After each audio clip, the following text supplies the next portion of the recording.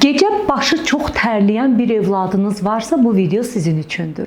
Əgər evladınız gecə yatanda başı suyun içindədirsə, xüsusilə də yuxuya gedən ilk bir neçə saatda başı çox tərləyirsə, onun bu problemləri ola bilər.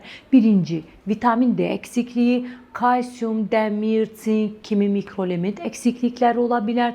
Üçüncü, otağın temperaturu aşırı isti ola bilər.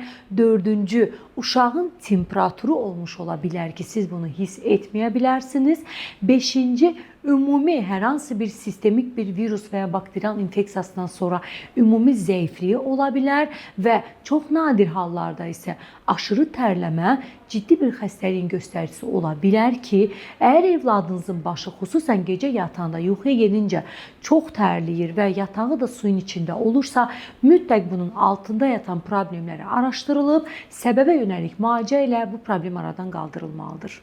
Mövzu haqqında ətraflı məlumat və əlaqə üçün 055 703 27 79 nömrəsi ilə əlaqə saxlaya bilərsiniz.